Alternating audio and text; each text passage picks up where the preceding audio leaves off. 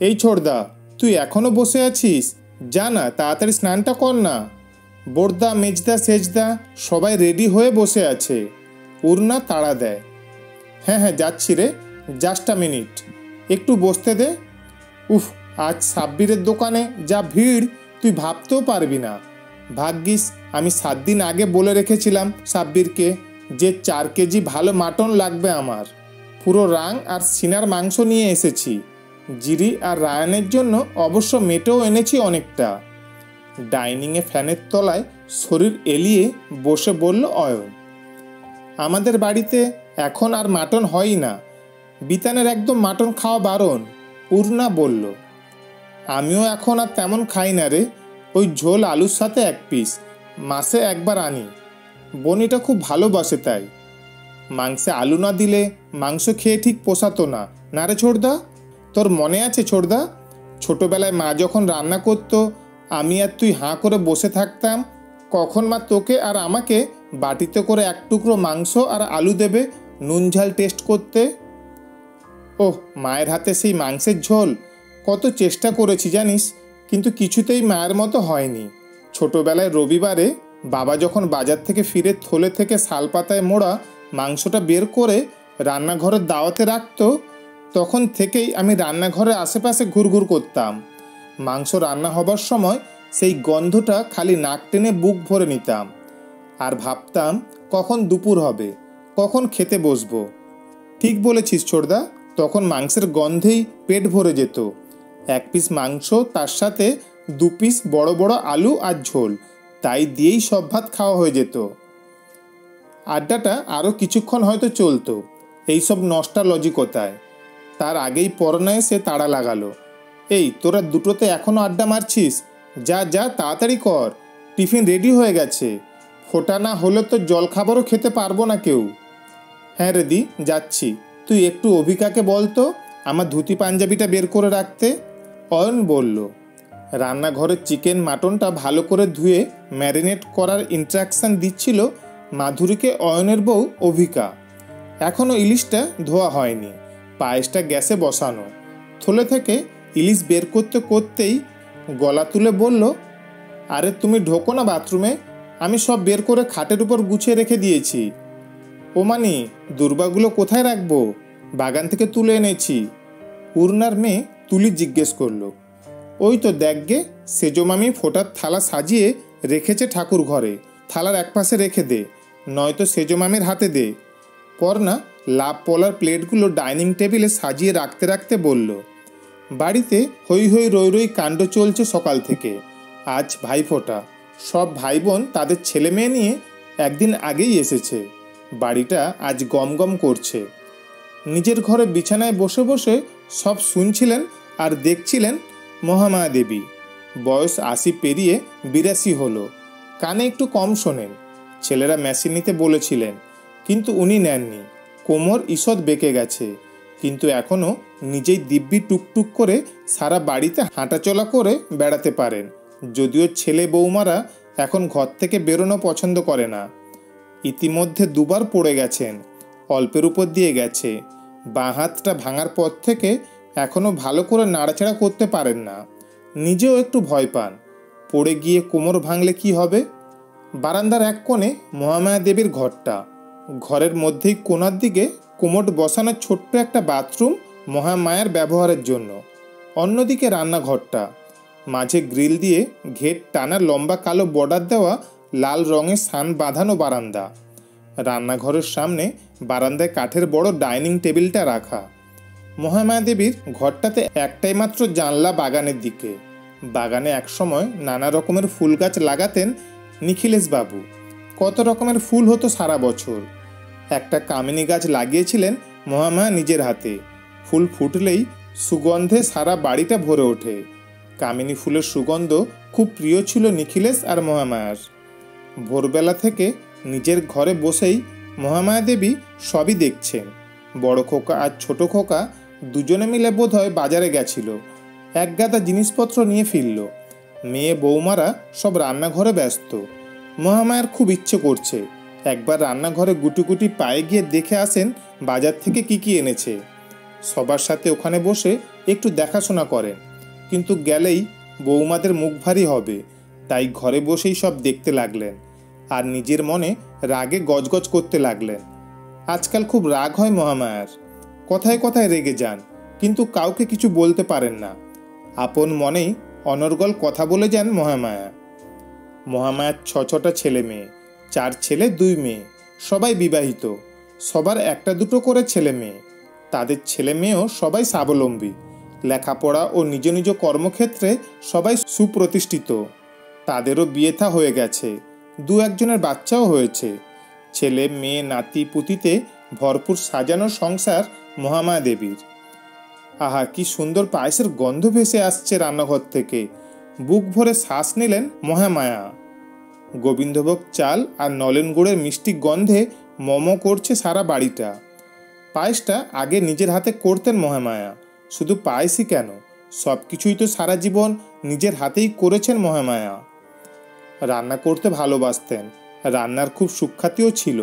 নতুন বউ হয়ে এসে থেকে সংসারের সব দায়িত্ব কাঁধে তুলে নিয়েছিলেন। দেওর ননদে তখন সংসার ভর্তি, সারাদিনের নিজের জন্য কোনো সময় ছিল না। শ্বশুর শাশুড়ি সেবা করার পর গভীর রাতে দেখা হতো স্বামী নিখিলেশের সাথে। তখন দিনের বেলায় স্বামীর সাথে দেখা করার অনুমতি ছিল না। তারপর নিজের সংসার হলো, ছেলে মেয়ে হলো একে একে। যখন বড় খোকা হলো, কি আনন্দ এ বাড়িতে। নিখিলেশ মানুষটা খুব পরিশ্রমী ছিলেন, আর মনের দিক থেকেও একেবারে সাফসুতরো। বাড়ির বড় ছেলে হিসেবে সব দায়িত্ব কর্তব্য করেছেন চিরটাকাল। মহামায়াও সবসময় স্বামীর সঙ্গে থেকেছেন। 6টা ছেলে মেয়েকে লেখাপড়া শিখিয়ে মানুষ করেছেন। বিয়ে হয়েছে ছেলে মেয়েদের, সবার নিজের নিজের সংসার হয়েছে। মানুষটা যতদিন ছিলেন ততদিন এই বাড়িটা জমজমাট ছিল। নিখিলেশ ব্যবসায়ী মানুষ ছিলেন, নিজের চেষ্টায় ব্যবসাটাকে একটা জায়গায় এনেছিলেন। ছেলেরা বড় হতেই বড় ছেলে যতীনকে সেই ব্যবসার ভাগ দিয়ে যান। নিখিলেশের সেই ব্যবসাকেই ছেলেরা আরও বাড়ন্ত রূপ দিয়েছে। মহামায়ার সংসারে তেমন অভাব ছিল না কখনো। নিখিলেশ যেমন রোজগার করতেন তেমনই দুহাতে খরচ করতেন। মহামায়া নিজের সংসারে দুহাতে রান্না করেছেন, লোককে বিলিয়েছেন, কিন্তু নিজের দিকে কখনো তাকাননি। নিজে ভালো মন্দ রান্না করলেও নিজে খাবো এই মনোভাব ছিল না। অথচ এখন মনে হয় কত কিছুই তো খেতে পারতাম, কিন্তু খাওয়া হয়নি। খেতে যে ভালোবাসতেন না তেমন নয়, বরং ইলিশ মাছ খেতে খুবই ভালোবাসতেন। তবু সবাইকে খাইয়ে লেজা মুড়ো ছাড়া নিজের পাতে কোনোদিনই নিতে পারেননি। ছেলে মেয়ে স্বামী যা যা ভালোবাসে সব তাদের খাইয়ে গেছেন চিরটাকাল, নিজের কথা কোনোদিন ভাবেননি। ভাইফোঁটা হয়ে গেল, সবাই জলখাবার খেতে বসেছে। শেফালি গরম গরম লুচি ভেজে দিচ্ছে। বড় বউ সুচরিতা টেবিলের পাশে দাঁড়িয়ে সবাইকে পরিবেশন করছে আলুর দম, ছোলার ডাল আর গরম লুচি। মিষ্টি প্লেট এগিয়ে দিচ্ছে মেজে বউ শিলা। বাচ্চাদের আগেই খাওয়া হয়ে গেছে, এখন বাড়ির ছেলেরা খাচ্ছে, এরপর বউরা খাবে। পর্ণা বলল, মায়ের খাবারটা দিয়ে আসি। মাকে কি খেতে দেবে বৌদি? লুচি আর ছোলার ডাল? তুমি কি পাগল হয়েছো দিভাই? ডাক্তারের স্ট্রিক্টলি বারণ আছে, মাকে একদম ভাজাভুজি দেওয়া যাবে না। মিক্সড ফ্রুট দিয়ে কর্নফ্লেক্স আর ছানা রেখেছি, ওই তো শেফালি গিয়ে দিয়ে আসবে। না না বড় বৌদি, আমি কিছুতেই যেতে পারবো না। মাসিমার যা নোলা বেড়েছে আজকাল, সকাল থেকে এদিকেই নজর দিয়ে বসে আছে। কি কি রান্না হচ্ছে সব গন্ধ শুকে বুঝে নেবে, গেলেই চেপে ধরবে। আমি পারবো না, তার থেকে আপনারাই। পর্ণার তীব্র দৃষ্টি দেখে থমকে যায় শেফালি। ঠিক আছে, আমি দিয়ে আসছি, আমাকে দাও, পর্ণা বলল। লুচি ভাজার গন্ধে খুব খুশি মহামায়া। লুচি খেতে বড় ভালোবাসেন, তার সাথে আবার ছোলার ডাল। প্রতি ছুটির দিনে সকালে 1 গাদা আটা ময়দা মেখে একা হাতেই করতেন সব। ছেলেমেয়েরা মন ভরে পেট ভরে খেত, পাছে ওরা আবার চায় ভেবে নিজে 1-2 পিস খেয়ে ঢাকা দিয়ে রেখে দিতেন মহামায়া।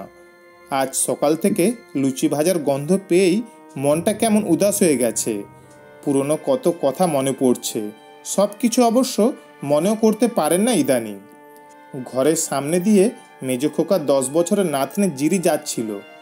মহামায়া ডাকলেন, ও দিদি ভাই, শোনো শোনো। এ ঘরে এখন কেউ আসতে চায় না, নেহাত খুব দরকার না পড়লে। একদিন এমনি সবাই ছিল। মহামায়া অভিমান করে বলেছিলেন, বাবা তোরা আজকাল আমাকে একবারও দেখতে আসিস না, তোদের মাকে আর মনে পড়ে না? কিন্তু তোদের না দেখলে আমার মনটাও তো ভালো লাগে না।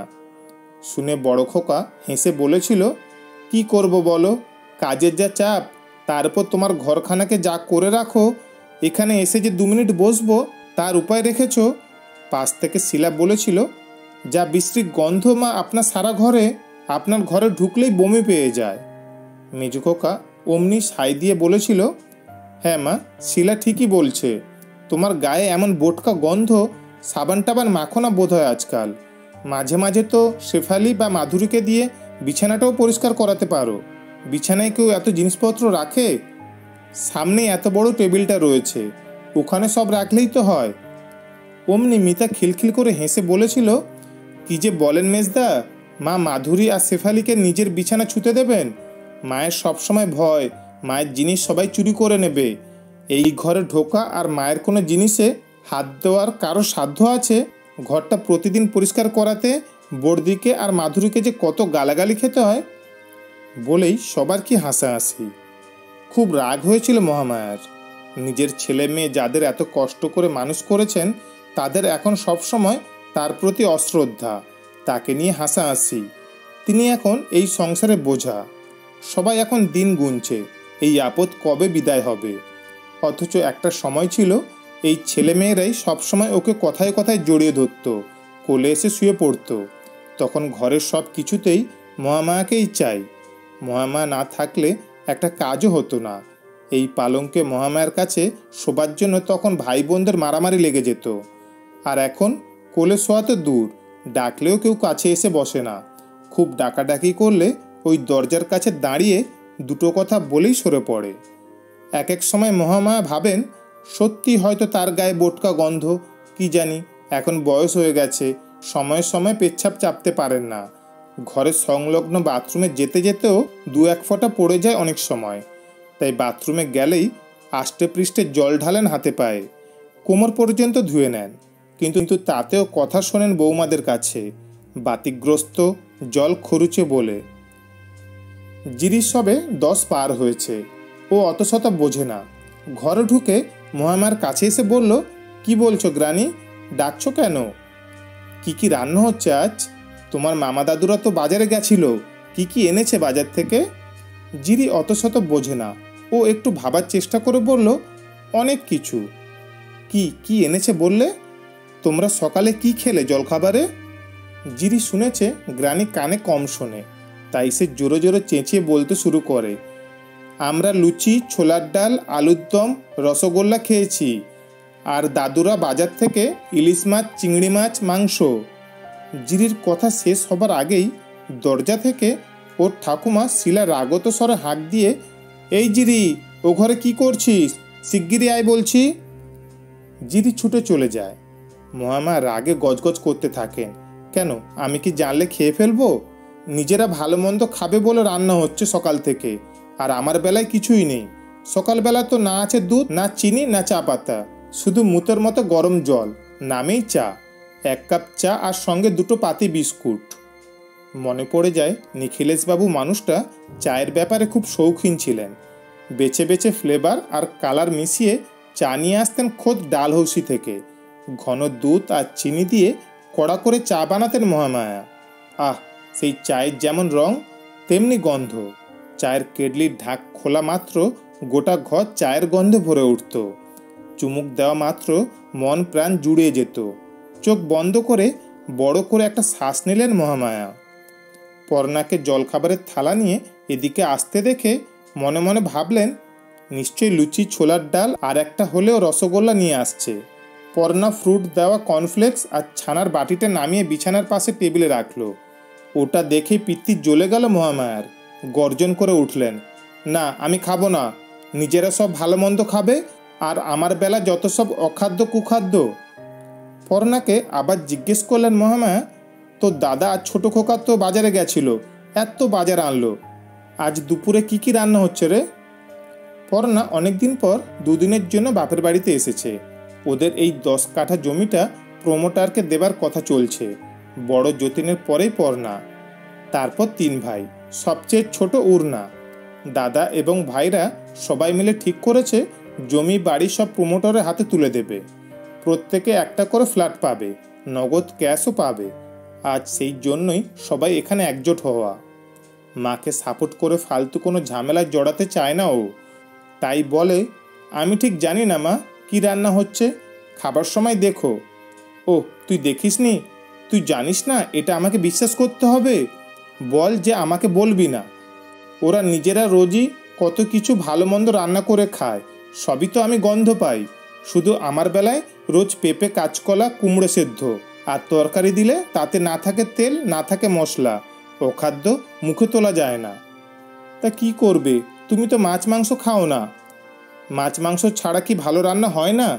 সারা জীবন কত রকম নিরামিষ রান্না করলাম। হ্যাঁ, কিন্তু তুমি তো জানো মা, সেসব করতে গেলেও তেল মশলা দিতে হয়। ডাক্তার তোমাকে তেল মশলা ভাজাভুজি একেবারে না করেছে তো। সব মিথ্যে কথা, এরা দেবে না তাই বানিয়ে বানিয়ে ওসব বলে।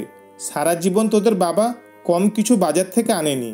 মাছ রে, মাংস রে, 2 হাতে বাজার করেছেন। এই হাতেই তো আমিষ নিরামিষ কত সব রান্না করে তোদের সবাইকে 3 বেলা খাইয়েছি। আর আজ তোরা বড় হয়েছিস, টাকা পয়সা কারো তো কম নেই, কিন্তু মায়ের বেলা কিপটেমি। আমি কিছু বুঝি না ভাবছিস? সব বুঝি। আমি রান্নাঘরে গেলে বৌমাদের মুখ ফুলে যায়। ওরা বলা বলি করে আমি নাকি ওদের খাবারে নজর দিই। মা কি কোনো দিন সন্তানদের খাবারের দিকে নজর দিতে পারে? আমি সব সময় আশীর্বাদ করি, ঠাকুরের কাছে দিনরাত বলি, ঠাকুর আমার সব ছেলে মেয়ে যেন ভালো থাকে, সুখে থাকে। ওদের তুমি কোনো সময় কষ্ট দিও না। ছোটবেলার কথা পর্ণারও মনে পড়ে। মা ওদের 6 ভাই বোন কীভাবে আগলে রাখতেন। মনে পড়ে একবার একসাথে অয়ন আর উর্নার টাইফয়েড হয়েছিল। দুজনের কি জ্বর।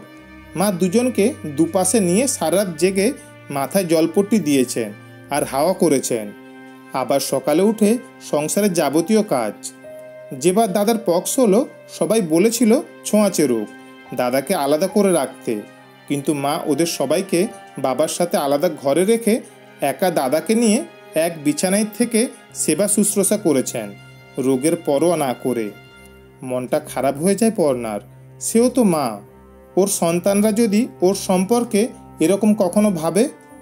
ভাবতেও কেঁপে উঠল। মাকে বুঝিয়ে সুঝিয়ে গায়ে মাথায় হাত বুলিয়ে টিফিনটা খাওয়ালো পর্ণা। রান্নাঘরে ফিরে দেখে উর্না 2 সর্ষে পোস্ত দিয়ে ইলিশের কি একটা পদ বানিয়েছে।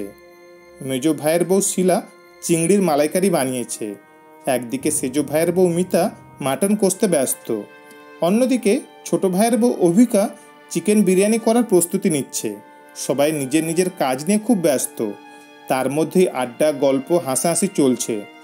পর্ণা আস্তে করে সুচরিতাকে বলল, বৌদি সবই তো দেখছি আমিষ রান্না, মায়ের জন্য কিছু করনি কেন? মায়ের জন্য ভেজিটেবল স্টু আর কাঁচকলা সেদ্ধ করে রেখেছে তো মিতা। আমরা এত কিছু খাবো আর মা শুধু একটু পায়েস দিলে হতো না? মা তো পায়েস খুব ভালোবাসে। ওই ঘন দুধের পায়েস মাকে কি যে বলো দি ভাই, তুমি তো অনেকদিন পরে এলে তাই জানো না, মায়ের দুধ খাওয়াই মানা, শুধু ছানা খেতে পারেন, শিলা বলল। ওদিকে মহামায়া খাটের উপর টান টান হয়ে বসে রান্নাঘরের দিকে চোখ আর কান খাড়া করে। ওই তো ইলিশ ভাজার গন্ধ। কর্তা যখন ইলিশ মাছ আনতেন একেবারে জোড়া ইলিশ নিয়ে ঢুকতেন। ভাপা ইলিশ, বেগুন দিয়ে ঝোল, ইলিশের মাথা দিয়ে কচুর শাক বা লতি, কখনো চাল কুমড়ো দিয়ে ইলিশ, আর ইলিশের ডিম ভাজার তেল, কাঁচা লঙ্কা সহ। আহা, চোখ চকচক করে মহামায়ার। এক একটা রান্নার গন্ধ পাচ্ছেন আর মনটা কেমন উদাস হয়ে যাচ্ছে। যতদিন নিখিলেশবাবু ছিলেন মহামায়া তখন এবাড়ির গিন্নি। তখন সবাই মহামায়ার মতামতকে কত গুরুত্ব দিত। মানুষটা চলে যেতেই সংসারটা ভাগাভাগি হয়ে গেল। এখন মহামায়ার কোনো ভূমিকা নেই। মহামায়া নাক দিয়ে রান্নার গন্ধ শুকছেন আর অনুমান করছেন কি কি রান্না হচ্ছে। সবই তো আমিষ রান্না। মহামায়ার জন্য কি স্পেশাল কিছু হয়েছে? যাবে নাকি একবার রান্নাঘরে? গুটি গুটি পায়ে হাঁটা দেন রান্নাঘরের দিকে। শিলা, পর্ণা আর উর্নার কান বাঁচিয়ে সুচরিতাকে চাপা স্বরে বলল, ও বর্দি ভাই, ওই দেখো কে এদিকে আসছে, দেখতে আসছেন কি কি রান্না হচ্ছে। সুচরিতা সঙ্গে সঙ্গে রান্নাঘর থেকে বেরিয়ে এসে বেশ ধমকের সুরে বলল, মা আবার ঘর থেকে বেরিয়েছেন আপনি? পড়ে গেলে কি হবে? যান শিগগিরই ঘরে যান। না না, একটু তোমাদের সাথে গল্প করতে এলাম। এখন কারো গল্প করার সময় নেই, যান ঘরে যান। ঠিক আছে, যাচ্ছি। আমাকে ঠিক সময়ে খাবারটা দিও, 4টে বেসনের বড়া আর একটা পাঁপড় ভেজে দিও। এদিক নেই, ওদিকে আছে। শুনছে মেজে বৌদি, বুড়ির বড়া খাবার শখ হয়েছে, এবার চাপা স্বরে বলল শেফালি। অমনি সবাই খুকখুক করে হেসে উঠল। দুপুরে খাবার দেখে আর এক প্রস্ত চেঁচামেচি মহামায়ার। রাগত স্বরে বললেন মহামায়া, আমি এসব অখাদ্য কুখাদ্য খাবো না। তাহলে কি খাবে? বিরিয়ানি, মাটন খাবে, চিংড়ি খাবে, ইলিশ খাবে? খাও। বড় ছেলে চেঁচিয়ে ওঠে। দাদা, ওভাবে বলছিস কেন? মা কি ওসব খায়? বয়স হলে সবাই ছেলে মানুষ হয়ে যায়, মায়ের কথা ওভাবে নিচ্ছিস কেন? পর্ণা বলে। ওহ, তোর দরদ হচ্ছে? তোর একার মা আর আমরা মায়ের শত্রু? তুই জানিস মা আজকাল প্রতিদিন খাওয়া নিয়ে কত অশান্তি করে? পর্ণা চুপ করে যায়। যতীন মহামায়ার ঘরে ঢোকে, বলে, তুমি খাওয়া নিয়ে আজকাল রোজ অশান্তি করো। কি চাও তুমি? মাছ মাংস খেতে চাও? খাও, আমাদের তো আপত্তি নেই, কিন্তু তুমি খাবেও না, আবার রোজ মাছ মাংসের গন্ধ পেলেই অশান্তি করো। তুমি কি চাও আমরা মাছ মাংস খাওয়া ছেড়ে দিই? অভিমানে মহামায়ার বুকটা ভার হয়ে যায়, কিছু বলতে পারেন না। গলায় কান্নাটা দলা পাকিয়ে যায়, চোখ ভেসে যায় জলে। মনের মধ্যে বিড়বিড় করতে থাকেন, মাছ মাংসের গন্ধ নয় রে, সেদিনে সেই সব গন্ধগুলোর মধ্যে যে সুখ, যে ভালোবাসা ছিল, আমি সেই ভালোবাসাগুলোই খুঁজে বেড়াই। সব আছে, কোনো কিছুর অভাব নেই, কিন্তু মায়ের কাছে তার সন্তানদের গায়ের গন্ধ, ছোঁয়া, আদরটাই সব থেকে বড়। সেই ভালোবাসার গন্ধটাই জীবন থেকে হারিয়ে গেছে। শুনছিলেন আজকের গল্প ভালোবাসার গন্ধ, কলমে কল্পনা চক্রবর্তী। গল্পটি ভালো লাগলে শেয়ার করবেন। ধন্যবাদ।